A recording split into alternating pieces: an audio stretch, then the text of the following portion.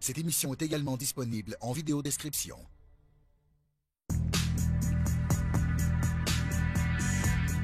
Pendant la sanguinaire guerre des motards, il subtilise des fiches de police qui se retrouvent dans les mains d'organisations criminelles. Son nom, Alain Desrosiers, policier. Quand on apprend qu'il y a une pomme pourrie dans les rangs, on prend ça très au sérieux. Il y avait un niveau de paranoïa exacerbé par la guerre des motards. Dès le début de l'enquête, les policiers ont décidé qu'on faisait une opération d'agent double. Alain Desrosiers, c'était le partenaire de travail de Claude Aubin pendant des années.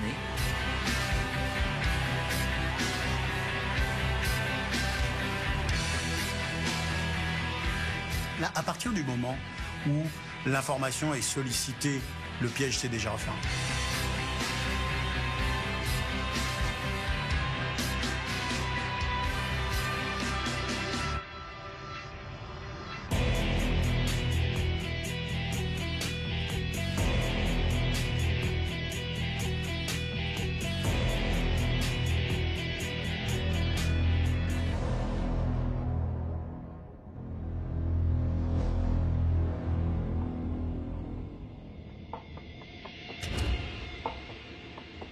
À l'automne 2000, le violent affrontement qui oppose les Hells Angels et les Rock Machines dure depuis 7 ans. Les corps policiers sont sous pression pour mettre fin au carnage. On compte au-delà de 160 meurtres et autant de tentatives d'assassinat, dont plusieurs victimes innocentes. Derrière cette violence, les criminels travaillent aussi à infiltrer pour obtenir des renseignements sur ceux qu'ils ciblent. En pleine guerre des motards, c'est sûr que le renseignement devenait très précieux. Soit les Hells Angels, soit les Rock Machines, ils étaient en guerre entre eux autres. Fait que toutes les informations concernant l'ennemi devenaient très précieux. Les motards avaient leurs taupes, comme les policiers avaient les leurs.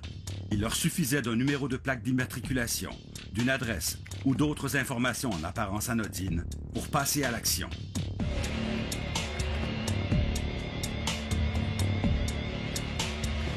À cette époque-là, il faut se souvenir qu'on a déjà identifié 3 taupes, par exemple, à la SAC, la Société de l'assurance automobile du Québec. C'est de là que les motards avaient eu le numéro de plaque de Michel Auger, le journaliste du Journal de Montréal, dont on avait attenté à la vie là, en 2000.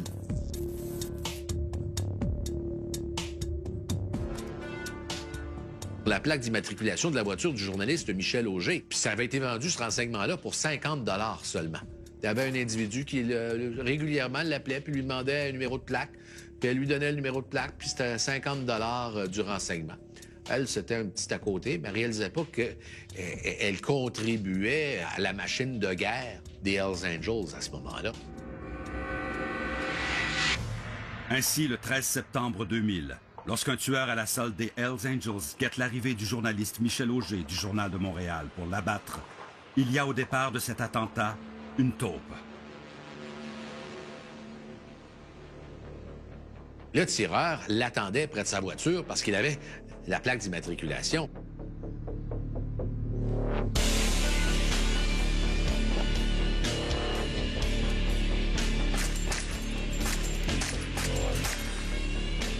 Sans se préoccuper des caméras de surveillance du stationnement ou d'éventuels témoins, le tueur décharge son arme avant de prendre la fuite.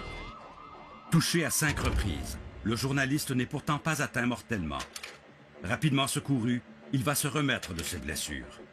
En plus des infos sur le journaliste, Mme Martineau, la taupe qui travaillait pour un mandataire de la SAQ, a communiqué des renseignements sur une vingtaine d'autres individus. 3 ont été assassinés et 6 autres ont fait l'objet de tentatives de meurtre. Mais elle n'était pas la seule à la solde des motards. Les policiers avaient découvert une femme à Québec qui travaillait pour des bureaux de permis de conduire et de centres d'immatriculation, qui donnait de l'information sur des motards rivaux des Hells Angels. Des commentaires dans le gars? Non, pas de commentaires à faire. Dans cet autre cas, une dénommée France Garon, ex-conjointe d'un motard, avait contracté des dettes de jeu auprès des bandidos. Ne pouvant les rembourser, elle a été contrainte de donner des informations aux motards. Beaucoup de rumeurs de fuite aussi, comme quoi que les Hells Angels avaient un informateur dans la police, les Rock Machine avaient un informateur dans la police également. Dans le milieu motard, là, il y en a plusieurs même qui se donnaient du galon en disant « Moi, j'ai une source d'information, j'ai une source d'information. » Même Maurice Boucher se vantait d'avoir une source d'information dans la police. Mais au fond, c'était un agent de sécurité qui connaissait. Mais dans le milieu, dans pleine guerre des motards, ça devenait important. Dans ce contexte particulièrement chaud et trouble, le SPVM apprend que des documents provenant de ses propres banques de données circulent dans plusieurs groupes criminels, dont la mafia russe et les motards.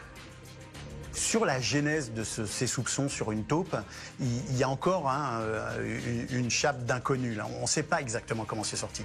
Mais il est vrai que dans ce milieu-là, contrairement à ce qu'on peut penser, beaucoup de gens se parlent. On peut présumer là, que c'est un informateur qui a refilé le tuyau à la police. En général, c'est ce qui se passe. Là. Les policiers ont des informations du milieu. La police était un peu en panique à ce moment-là parce que on avait peur que ça bousille une longue enquête. Tu sais, l'enquête de l'opération Printemps 2001 risquait d'être bousillée. On est à l'aube de l'opération Printemps 2001. Grosse opération, vaste opération, qui fait suite à différentes opérations de préparation avec plusieurs agents infiltrés. On sait que c'est extrêmement complexe. Et là, on découvre qu'il y a peut-être une taupe dans le système. Évidemment, ce qu'on craint, c'est de mettre en danger des agents infiltrés, de mettre en danger des policiers, mais aussi de mettre en danger cette opération sur laquelle on travaille depuis des mois et des mois. Alors bien sûr que c'est le branle-bas de combat, et bien sûr qu'on va tout mettre en œuvre pour trouver la taupe en question. On a peur que ça éclabousse tout le service policier et qu'on fasse rire de soi devant non seulement la population, mais plus encore, de voir les gens des autres corps policiers faire des gorges chaudes parce qu'on a une taupe au sein de ses rangs. Le service de police de Montréal prend la décision de mener une enquête dans le plus grand secret. Une enquête qui se fait hors des structures habituelles. Puisqu'un jour ou l'autre, l'affaire deviendra publique, il est important pour le service de police de préserver son image en démontrant que c'est par lui-même qu'il a démasqué la taupe au sein de son personnel. Normalement, ce genre d'affaires, c'est traité par les affaires internes. Mais là, il y avait urgence. Il y avait péril en la demeure. Alors, on a mis 2 enquêteurs, 3 procureurs spéciaux sur le dossier pour tenter d'identifier la taupe. Au départ, on ne sait pas qui au sein du SPVM est le policier soupçonné. Donc ce qu'on décide de faire, c'est de partir à l'endroit où arrive l'information. Et c'est cette fameuse agence de détectives, AGC.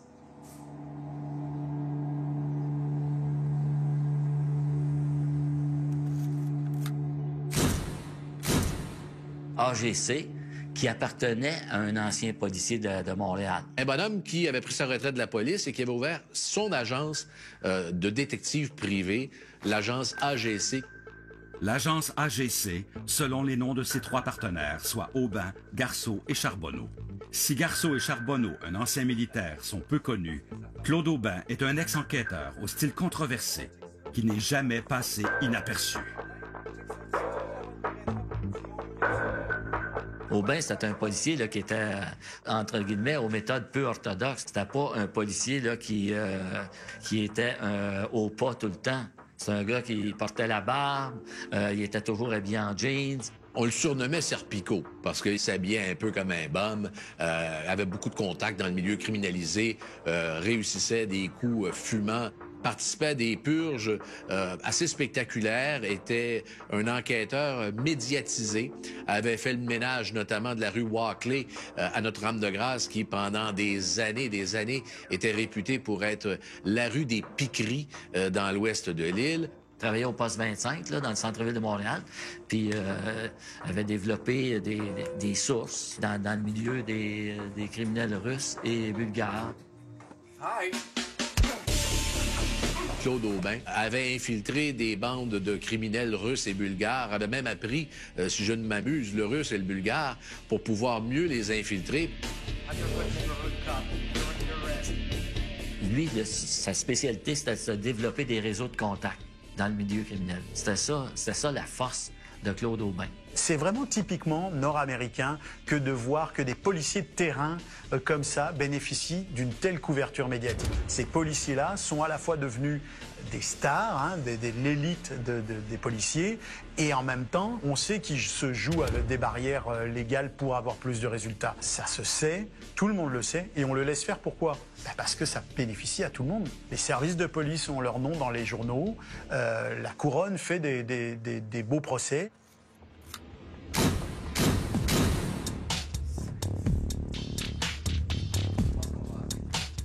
Puisque les documents subtilisés dans la banque de données du SPVM passent ensuite par l'agence de détectives privée AGC, la stratégie des enquêteurs est de remonter jusqu'à la taupe en tendant un piège à l'agence. Un piège dont le scénario complexe est digne d'un film d'espionnage.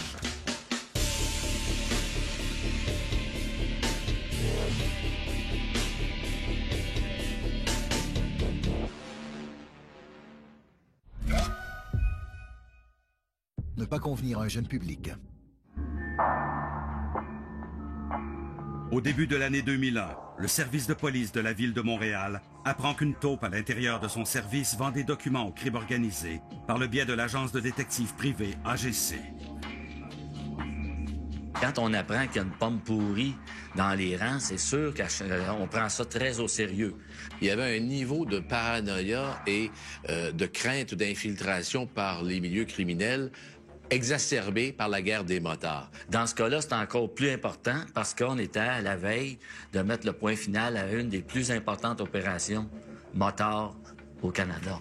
La peur de voir des renseignements sensibles se retrouver dans les mains du chapitre nomade ou des Hells Angels ou de leurs affiliés des Rockers de Montréal est très grande.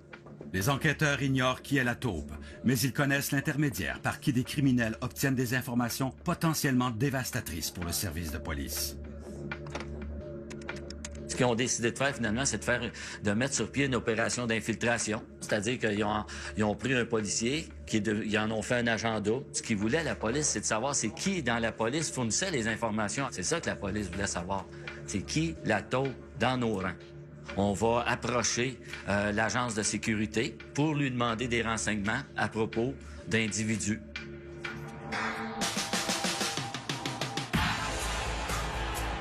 Ils ont sorti une photo de Claude Aubin. On dit à l'agent double, qui est un policier lui aussi, on dit, as-tu déjà fait affaire avec ce gars-là? Est-ce que tu le connais?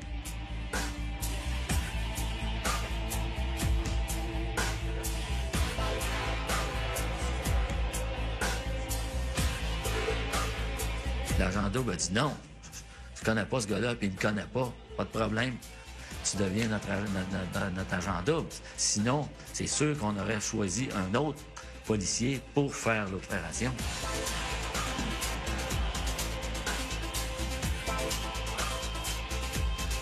Être un agent double, et surtout un agent double qui va piéger des policiers qui sont des professionnels hein, de ce type de milieu-là, ça demande effectivement des qualités particulières. Ça demande une capacité à se mettre dans la peau de quelqu'un d'autre. On construit ce qu'on appelle une légende, c'est-à-dire une identité fictive. Quand les agents doubles de la police opèrent, il faut qu'ils sachent exactement comment les bandits pensent, comment les bandits opèrent. Sinon, c'est voué à l'échec, leurs opérations d'infiltration. Il faut vraiment que les policiers qui infiltrent le milieu criminel agissent comme des criminels. Ça rend le niveau de l'intervention et le niveau de l'infiltration à un stade bien plus élevé que la moyenne. L'agent double en question commence par loger un appel à Claude Aubin pour lui demander s'il est disponible pour faire des affaires, quel service il offre comme détective privé, et ils conviennent d'un rendez-vous. Aubin dit à l'agent double, il dit « Je vais être habillé avec un grand manteau de cuir ». Après ce premier contact, l'agent double passe ensuite à un moment critique de l'infiltration. Malgré toutes les précautions, sera-t-il reconnu ou démasqué?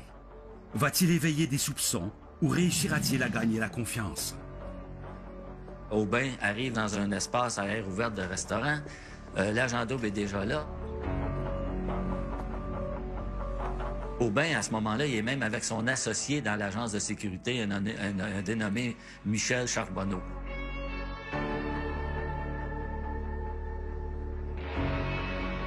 Michel Charbonneau, qui lui est un ancien de l'armée canadienne spécialiste du renseignement. Lors de la première rencontre au Faubourg entre l'agent double et les deux détectives privés, l'agent double lui demande tout bonnement, « Est-ce que tu peux m'obtenir des renseignements sur des individus? » L'ancien policier lui répond, « Certes, c'est possible. » Ce faisant, il lui donne tout de suite sa grille tarifaire. Il dit, pour des informations sur un individu, ben, c'est 325 $. Et pour justifier ce montant, il dit, ben, tu sais, il y a des gens qui travaillent pour le gouvernement qui prennent des risques. L'agent double, il donne le nom d'un gars, un âge approximatif et son adresse à peu près dans le coin où il resterait. Là, le Charbonneau demande à l'agent double, cette histoire-là, les informations que tu as besoin, est-ce que ça va servir à un meurtre? Et ce à quoi l'agent double réplique, « Ah, moi, ce qui se passe avec l'individu en question après, ça ne me regarde pas. » Moi, je ne sais pas qu'est-ce qui va se passer avec ça. Puis là, les deux gars partent à rire. L'agent infiltré, lui, ce qu'il veut, c'est impliquer le plus les gens qui est en train de piéger. Donc, s'il y a une porte qui s'ouvre, soit laisser entendre que ces informations-là vont mettre en danger la vie de quelqu'un, l'agent infiltré va le faire. Évidemment, c'est sa job. L'agent double consignera dans ses notes que les deux anciens policiers ont souri, ont trouvé ça quasiment amusant. Et Aubin aurait même dit, « Bah, on dira que c'est une question de dette. On va mettre ça dans notre filière AGC Crédit. » J'ai trouvé incroyable qu'on donne d'informations aussi importantes, aussi sensibles, hein, pour 300 $, 400 $, 500 $ même à la limite quand on ajoutait une photo. C'est assez, je dirais, troublant de voir que pour si peu d'argent, un kidam peut se retrouver dans une agence de détective et obtenir des renseignements sensibles sur un individu. Ça aurait pu faire tuer quelqu'un, ça aurait pu bousiller des enquêtes, ça aurait pu mettre la vie de policiers en danger aussi. Aubin a même informé, dès la première rencontre, je peux te vendre des dispositifs pour détecter l'écoute électronique. J'ai plein de petits appareils là, pour le milieu. Parce que les agents sources, normalement, quand ils font de l'infiltration dans le milieu criminel, souvent, ils portent des micros sur eux autres. Puis donc, Aubin lui vendait des appareils pour détecter les micros d'agents sources.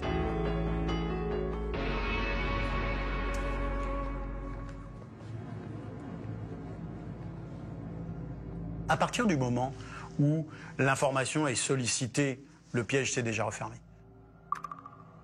L'homme à propos duquel l'agent double demande des informations est un certain Mario Moretti, un personnage fictif créé par les enquêteurs. Parce que on a mis en place un circuit, on sait que tel nom va être interrogé, donc on a des alertes sur le système et on va tout de suite identifier le policier qui fait la recherche.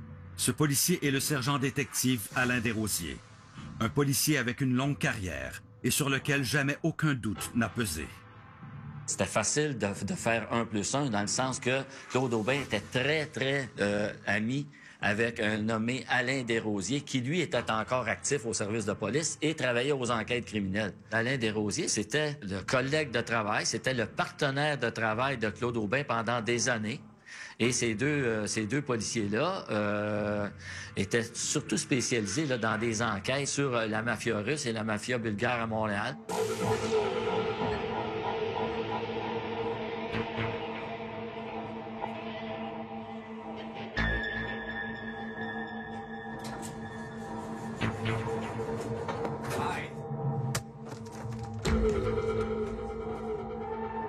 T'as des policiers qui disons, qui emmenaient large là, au poste 25. Il y avait beaucoup de succès dans leurs enquêtes. En remontant jusqu'à Desrosiers, les enquêteurs ne se doutent pas qu'ils viennent d'ouvrir une boîte de Pandore. On contient des scènes ou des sujets pouvant ne pas convenir à un jeune public. Je pense qu'à partir du moment où on tient un des deux bouts de la pelote de laine, il n'est pas difficile de remonter le fil. Un piège est tendu à l'agence de détectives privée AGC, soupçonnée de vendre des informations tirées de la banque de données du service de police à des organisations criminelles. Au départ, c'est le piège classique, c'est-à-dire qu'on va conduire un individu à commettre un acte criminel en lui disant qu'on a besoin d'une information. Le piège va doucement remonter jusqu'au policier qui, lui, interroge les fichiers. Et là, on va pouvoir matérialiser la fuite. Et ce policier est le sergent détective Alain Desrosiers, qui était le partenaire de Claude Aubin avant que celui-ci ne prenne sa retraite et crée l'agence AGC. Donc, on fait le lien, on se met à enquêter Alain Desrosiers. On s'aperçoit dès le départ, en fouillant dans le Centre de renseignement policier du Québec, que Desrosiers faisait beaucoup de demandes, mais c'est normal dans le cadre de son travail qu'il fasse des demandes. On voulait qu'il se compromette plus d'une fois à aller chercher des dossiers. Ce qu'il faut, c'est s'assurer que c'est pas accidentel, que c'est pas une coïncidence. Il aurait pu se défendre que ouais, ça arrivait juste une fois, là. On a fait ça une fois, puis c'est un hasard, là, tu sais, j'en avais pas demandé avant. On a bâti cette preuve-là pour qu'elle soit la plus solide possible. Et donc, on va chercher à verrouiller l'affaire, à enferrer le policier le plus possible. Pour cette raison, l'agent double a commencé par donner des informations partielles sur l'individu qu'il dit rechercher. Le but étant de compliquer la recherche d'Alain Desrosiers et même l'obliger à recommencer plus d'une fois. Il avait découvert qu'il y avait plus qu'une personne qui portait ce nom-là. Donc, il était incapable de donner sur le champ une information précise à Claude Aubin pour qu'il la refile à l'agent double. Donc, c'est pour ça que Aubin a demandé à l'agent double, « Tu peux-tu me donner la date de naissance exacte de ton gars? » Exactement la date de naissance.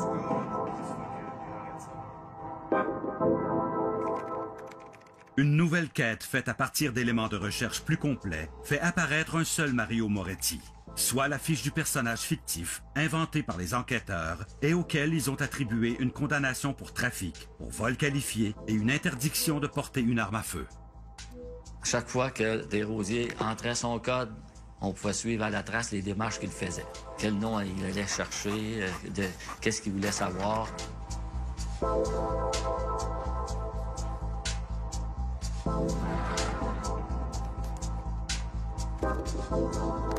Et les policiers avaient installé un logiciel spécial sur le code de Desrosiers dans le CRPQ et également dans une banque interne de la police de Montréal qui s'appelle le Force Field. Le travail méticuleux des enquêteurs met en évidence que sur une période de 3 ans, Alain Desrosiers a transmis à l'agence AGC de nombreuses fiches de police, en plus d'une centaine de photos de criminels.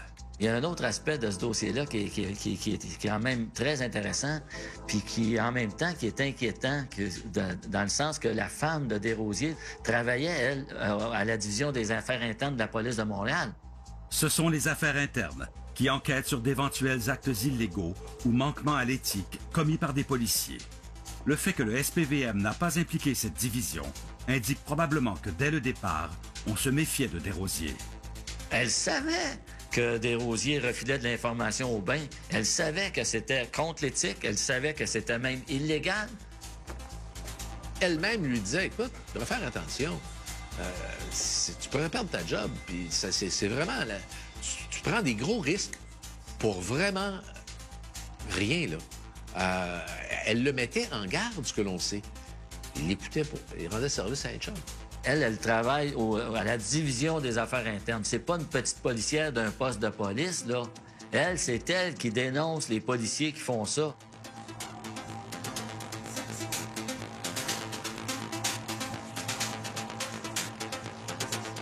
Son propre conjoint le fait, elle tente juste de le dissuader de le faire. C'est quand même assez inquiétant. Ça montre encore une fois, là, dans les milieux policiers, parfois, jusqu'où on se protège. Au fil des semaines, l'opération infiltration se poursuit. Dans un deuxième rendez-vous, Aubin et Charbonneau remettent à l'agent double les informations et la photo du prétendu Mario Moretti, ignorant qu'il s'agit de faux, fabriqués par les enquêteurs, et qu'ils ont affaire à un agent double. Claude Aubin va dire à l'agent double, fais attention, c'est un gars qui est hautement criminalisé, c'est un gars qui a un casier judiciaire en matière de stupéfiants, il y a des antécédents. Alors, je sais pas ce que tu lui veux, mais méfie-toi, c'est un gars dangereux. Dans la stratégie des enquêteurs, ces faux documents ont aussi pour but d'endormir la méfiance de l'agence AGC. Si leurs clients se renseignent sur un criminel endurci, c'est qu'il en est un lui-même. La suite de l'opération en sera évidemment facilitée.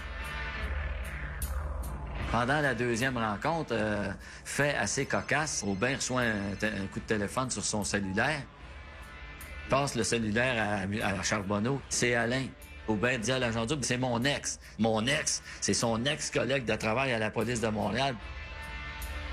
On confirmait que c'était Alain Desrosiers qui était le contact. Ça venait de pendre Alain Desrosiers d'une certaine façon, ça, cette conversation-là un peu inattendue. L'agent double va continuer à commercer avec l'agence AGC pour avoir le plus de preuves possible.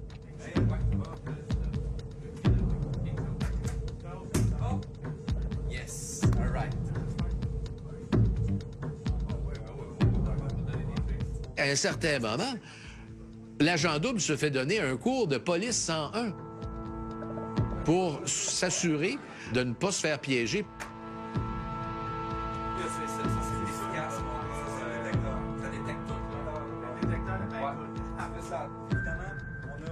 Aubin explique à l'agent double comment utiliser un dispositif pour balayer les ondes et s'assurer que son interlocuteur n'a pas un microphone caché sur lui. Si ça fait mon affaire, je laisse le revenir. Non. Ouais, mais écoute, c'est efficace. On va le voir. Ouais, mais... Tiens, ça mort. Parle pas de ça à personne, non? Excellent. Donc, je vais couper n'importe quel. Good, pas de problème. All right, c'est sûr. On va bien. On était prêt à aller quand même relativement loin, sachant pertinemment qu'on avait affaire à des gens qui composaient avec le crime organisé ou avec des vendeurs de drogue. L'agent double continue de tisser sa toile. Il demande de nouveau des informations sur d'autres individus, dont un certain Manuel Colcher, un personnage qui serait un trafiquant de stupéfiants qui lui propose une affaire. Aubin a même expliqué à l'agent double que son contact à la police prenait d'immenses risques là, en allant chercher de l'information dans les banques de données parce que ça laisse des traces.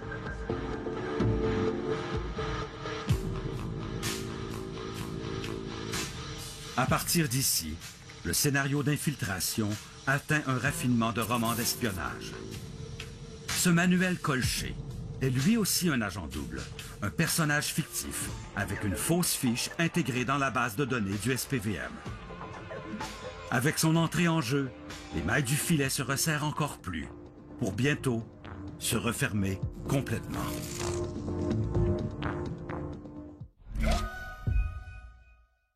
LD. Cette émission contient des scènes ou des sujets pouvant ne pas convenir à un jeune public. Des enquêteurs supervisent une opération d'infiltration afin de démasquer et accuser les responsables de fuite de documents du SPVM. Fuite susceptible d'alimenter la guerre que se livrent Hells Angels et Rock Machine. Pour nouer la boucle, on a eu recours à la toute fin à un deuxième agent double qui se faisait passer pour un trafiquant de stupéfiants. L'agent double met en place un système de poupée russe. Il dit aux membres de l'agence de détective en question qu'il est en affaire avec quelqu'un, mais qu'il a des doutes sur cette personne-là. Cette personne-là, en fait, c'est un agent infiltré du corps de police qu'on a planté là pour que, justement, il se fasse détecter et identifier comme tel. La phase finale de l'opération a débuté par une nouvelle demande d'information de la part de l'agent double au sujet d'un trafiquant du nom de Manuel Colcher. L'agent double a fait croire à Aubin qu'il allait rencontrer un individu pour une transaction, faire une transaction illégale. L'agent double soupçonnait ce gars-là d'être peut-être un informateur de police. Claude Aubin il a même proposé de faire de la contre-surveillance. Quand l'agent double rencontre le présumé trafiquant d'héroïne, Aubin est dans les parages, lui, pour surveiller s'il n'y a pas des policiers autour, surveiller également pour pas qu'il arrive rien à son client, agent double, versus le trafiquant d'héroïne.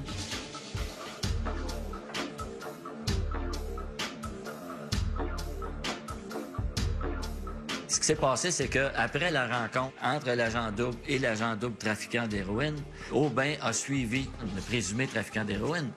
L'agent double, qui se sait suivi, utilise une technique éprouvée de contre-filature.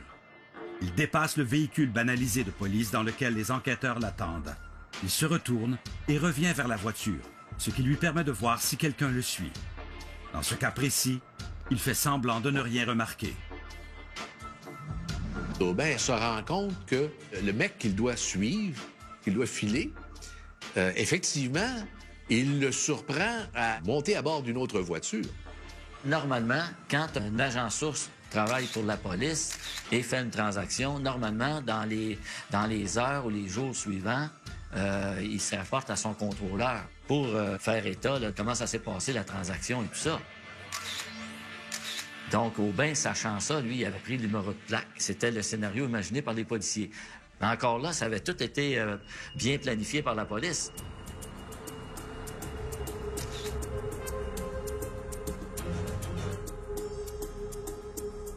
La suite se déroule exactement comme les enquêteurs ont prévu. Le sergent détective Alain Desrosiers, à la demande de Aubin, effectue une recherche sur la plaque de cette voiture. Quand Aubin a demandé à son collègue Desrosiers de faire les vérifications sur cette plaque-là, on s'est aperçu que l'auto dans laquelle l'agent double trafiquant d'héroïne est monté, c'était une auto immatriculée au nom d'un policier, d'un autre policier de la Ville de Montréal et de sa femme. Donc, le piège est déjà fini pratiquement quand le policier du service de police de la Ville de Montréal interroge le fichier. Mais on veut quand même aller jusqu'au bout et on veut quand même s'assurer que l'affaire est bouclée. Aubin prend ces renseignements-là et il les prend en note. Et là, c'est le plus incriminant pour lui, parce qu'il va les vendre, ces renseignements-là, à l'agent double numéro 1, qu'il ne sait pas être un agent double.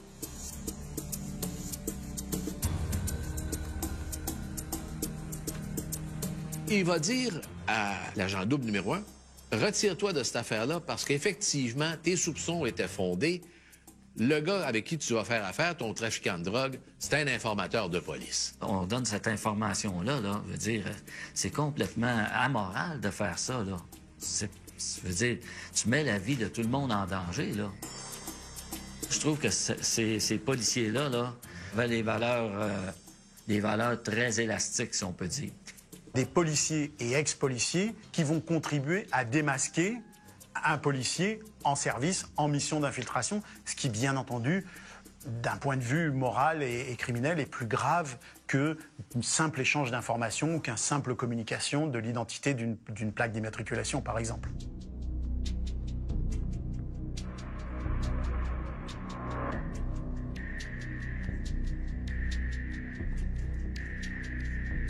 Ça en était fait de Aubin et de Desrosiers. La police a décidé de passer à l'action et de procéder aux arrestations. Ils n'en avaient pas besoin de davantage. Ils ont procédé à l'arrestation de Desrosiers sur les lieux de son travail.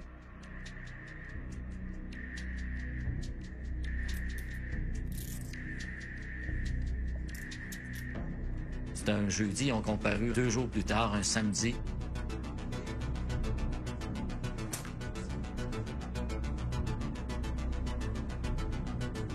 Alain Desrosiers, pour lui, évidemment, Claude Aubin, c'était un peu le modèle à suivre. C'était un gars avec qui il a travaillé sur des enquêtes, avec qui il a eu des résultats, avec qui il a été à la guerre, avec qui il a été dans les tranchées au cours de sa carrière. Donc, il y a une loyauté envers Claude Aubin et pendant l'interrogatoire, ça se démentira pas.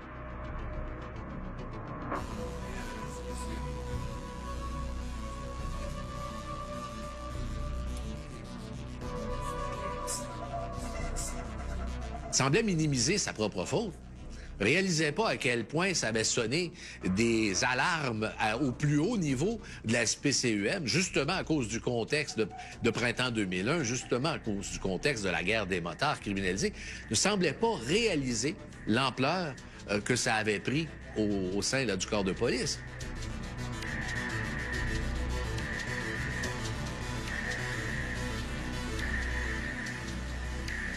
On n'a jamais vraiment su les intérêts d'Alain Desrosiers dans cette affaire-là, parce que l'enquête n'a jamais permis d'apprendre, de savoir si Desrosiers avait touché de l'argent pour refiler l'information à Aubin. On ne le sait pas.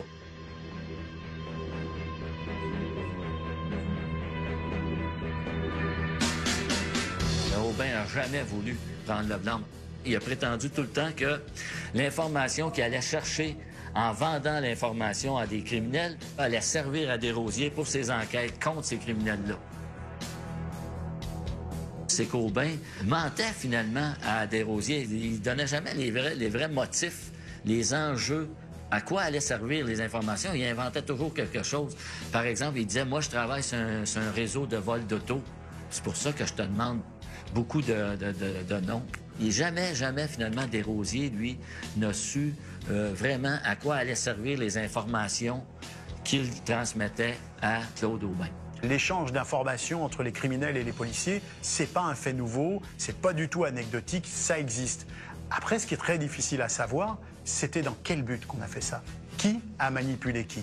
Et ça, c'est toujours la question très délicate. C'est pour ça, à mon avis, que dans cette affaire, le corps de police qui enquêtait sur ces policiers a voulu aller très loin dans la démonstration pour qu'on puisse enlever le doute sur qui était réellement le manipulateur. Moi, je pense qu'Alain Desrosiers croyait sincèrement que son ancien partenaire, Claude Aubin, un ancien policier, piégeait des criminels. Quand il appelait Desrosiers pour avoir des renseignements, il disait « j'enquête sur ci, j'enquête sur ça ». Une fois qu'il a été arrêté puis interrogé, Desrosiers continuait à défendre Aubin. Il n'a jamais voulu compromettre Aubin dans rien. Ben, si la preuve était béton, il a jamais trahi son chum Aubin.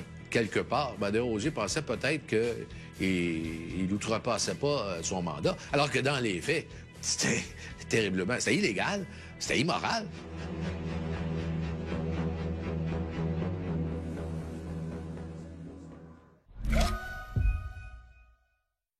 Au lundi Science. Cette émission contient des scènes ou des sujets pouvant ne pas convenir à un jeune public. Criminel, le second pour un faux trafiquant de drogue, Alain Desrosiers, Claude Aubin et Michel Charbonneau sont arrêtés tous les trois le 12 avril 2001.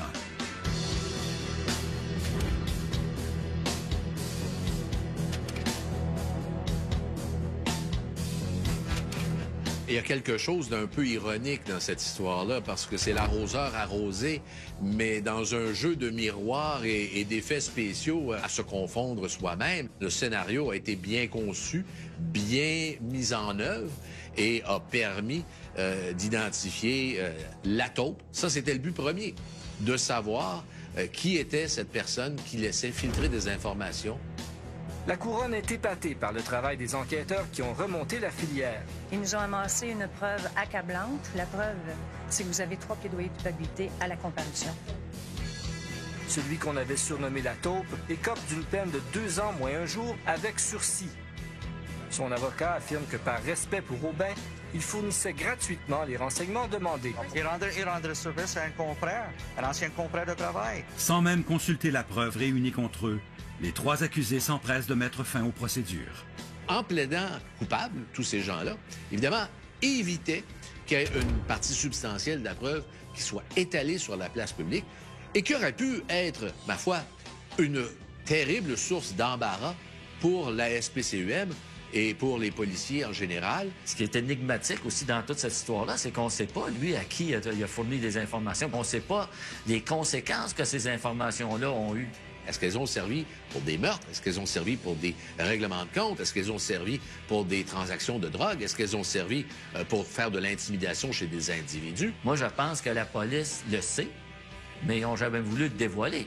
Et je pense aussi que Aubin aussi craignait que ça sorte un jour. C'est pour ça qu'il a plaidé coupable à la première heure.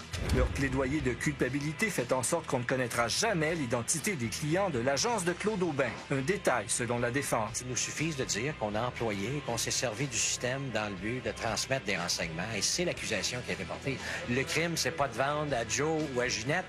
Le crime, c'est de se servir des informations ou du système d'information illégalement.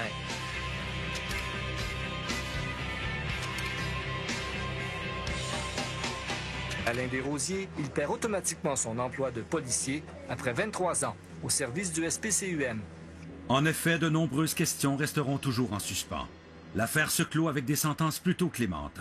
18 mois pour Charbonneau, qui quelques années plus tard s'est suicidé. Desrosiers écope de 2 ans à purger dans la communauté. Aubin reçoit la plus lourde sentence, soit 2 ans. En son cas, d'autres accusations se sont ajoutées. Les policiers ont perquisitionné sa maison et ont découvert une vingtaine d'armes à feu, dont une, au moins, avait le numéro de série effacé. Habituellement, ces armes-là, là, ça sert dans le milieu criminel.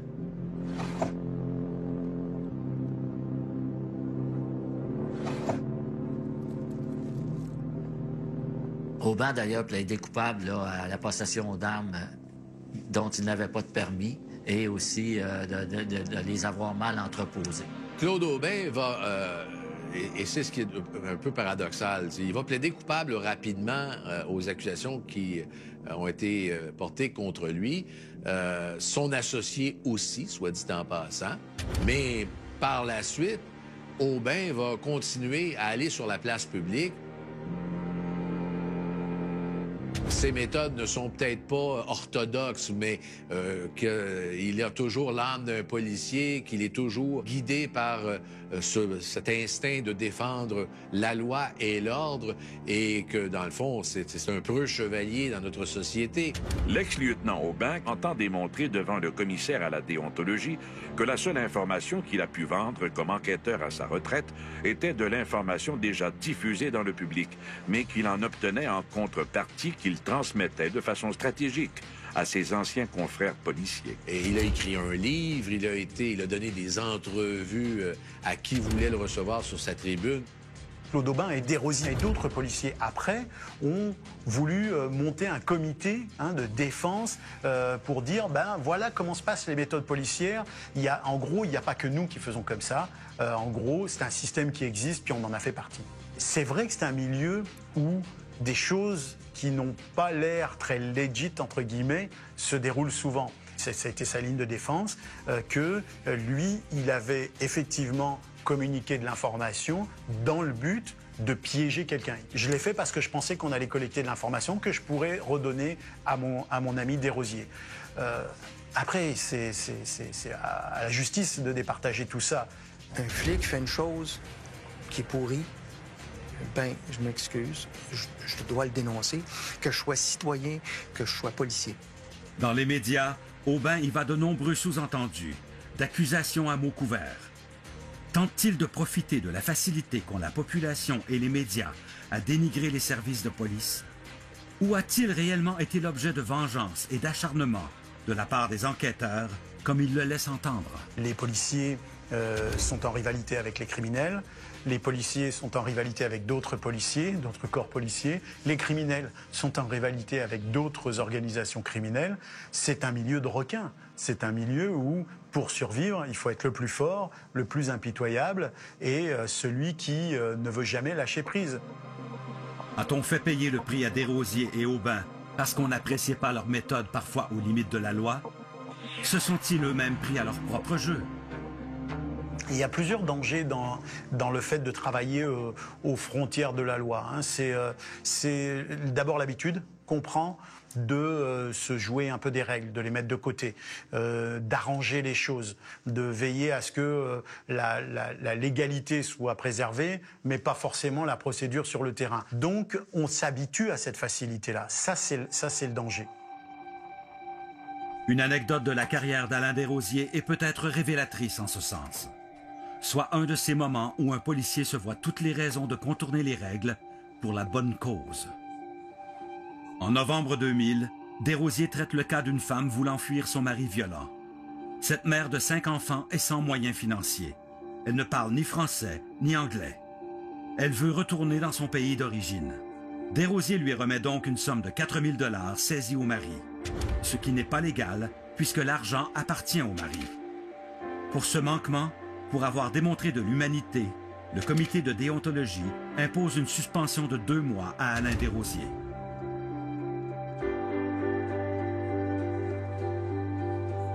Le policier qui transgresse les règles, même avec des intentions nobles, vient-il de s'engager sur une pente glissante? C'est évidemment un argument souvent évoqué. Mais qu'en est-il au juste? En conclusion, le grand perdant, c'est Alain Desrosiers dans tout ça parce que non seulement il a écopé d'une peine avec sursis à purger dans la communauté, Mais aussi, il a été congédié, puis il a perdu son fonds de pension, alors que Claude Aubin, lui, a écopé de 2 ans de prison. Mais il était déjà à la retraite, donc il continue de toucher sa rente de la police de Montréal.